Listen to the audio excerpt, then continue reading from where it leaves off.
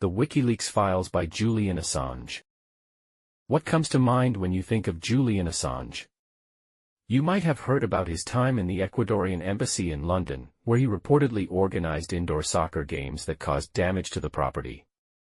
Perhaps you know that he rode a skateboard inside, zooming through the embassy hallways. Additionally, some Ecuadorian embassy officials claimed that Assange's asylum was revoked due to repeated violations of international conventions and breaches of daily life protocols.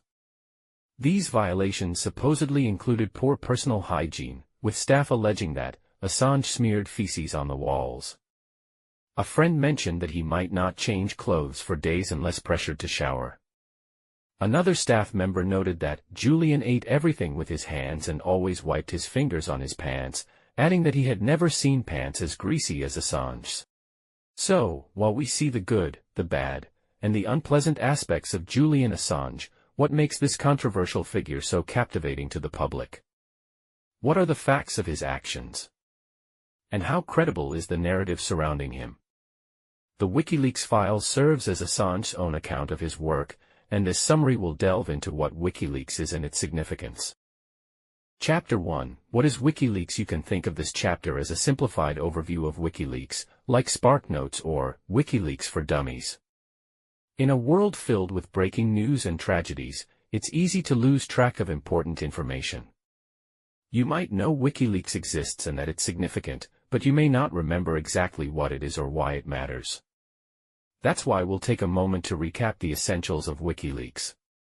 In basic terms, WikiLeaks is akin to Wikipedia but focuses on government secrets. Founded in 2006 by Julian Assange, an Australian, it operates as an international non-profit that publishes classified information from anonymous sources.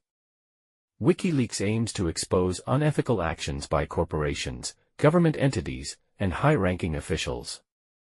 By revealing hidden misconduct and providing the public with previously withheld information, Assange sought to challenge systemic corruption. Naturally, the U.S. government became a target, especially after WikiLeaks disclosed classified details about NSA surveillance and data collection, prompting efforts to shut it down. Despite facing considerable opposition from various presidential administrations, Assange persisted in his mission to keep WikiLeaks operational. By 2016, he had released over 2 billion classified records from the U.S. government, highlighting unethical practices and harmful policies. So, in short, that's what WikiLeaks does. In the upcoming chapters, we'll delve deeper into what else WikiLeaks has published and the impact of its revelations on American society. Chapter 2: The United States is not perfect. It may seem obvious that no country is without flaws, but WikiLeaks has revealed troubling propaganda aimed at misleading the American public, particularly regarding the U.S.'s role in recent wars. Like any nation, the United States wants to present itself as the good guys, but the reality can often contradict that narrative. Unfortunately, the U.S. has been on the wrong side of history in several major conflicts. For instance, WikiLeaks obtained documents showing that the U.S. military killed hundreds of innocent civilians during the Iraq War. The evidence indicates that these deaths were not the result of mistaken identity or collateral damage. The civilians targeted were not perceived as threats and did not live in active combat zones. They were rounded up and shot, seemingly out of sheer cruelty. Some may argue that the victims were young men posing risks to American forces, but the truth is that most victims were women and children, often bound and blindfolded, executed at point-blank range. This included a 70-year-old woman and a baby under 1 year old. There are no justifications for these actions. These were unequivocal war crimes. WikiLeaks has uncovered documents showing that the U.S. military was aware of its responsibility for these acts and even ordered soldiers to destroy evidence of the crimes. This pattern of behavior is not new. Additional documents reveal orders for unnecessary strikes to eliminate Iraqi journalists who reported on military wrongdoing, resulting in even more civilian casualties to mask the targeted killings. Furthermore, classified documents have confirmed the inhumane treatment of prisoners at Guantanamo Bay, where detainees have faced torture without ever being formally charged with a crime.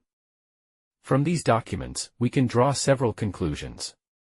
First, the U.S. government has committed multiple war crimes and human rights violations. Second, There has been a deliberate effort to conceal these actions from the American public. But why has this been allowed to persist? Assange suggests that a prevalent, us versus them, mentality fostered by the government plays a significant role. Every nation wants to see itself as virtuous, and many citizens are eager to embrace the narrative that America is number one and always acts rightly. This willingness makes it easier for the government to obscure the truth and propagate misleading narratives, allowing war crimes to go unchecked. This is precisely why organizations like WikiLeaks are vital, even if exposing government secrets is not a path to popularity. Chapter 3: The United States' Troubling Relationship with Torture. This chapter explores the disturbing methods of torture used by the CIA, particularly in the context of national security. It poses a hypothetical scenario about extracting information from a threat and contrasts it with the extreme and inhumane tactics employed by the CIA. The methods described are not just hypothetical, they are based on real practices documented in classified files obtained by WikiLeaks. One notable case is that of Abu Zubaydah, who was the first person subjected to torture under the CIA's interrogation program after being captured in 2002. He was initially held in secret prisons, known as black sites, and later transferred to Guantanamo Bay. Zubaydah was subjected to waterboarding multiple times, a practice he described as far more severe than official documents suggested. The chapter highlights that Zubaydah was kept in cruel conditions, even while suffering from serious injuries that required medical attention. Despite being in pain, he was intentionally placed in positions that exacerbated his suffering, which was confirmed by guards' comments. The CIA's responses to allegations of torture were dismissive, suggesting that Zubaydah appeared to be fine despite evidence to the contrary. The documents revealed by WikiLeaks indicate a systematic attempt to cover up these actions. The chapter concludes by emphasizing that the U.S. government has committed serious human rights violations through these torture practices, often without accountability. Overall, the chapter sheds light on the troubling realities of U.S. interrogation methods and the importance of transparency in holding governments accountable for their actions.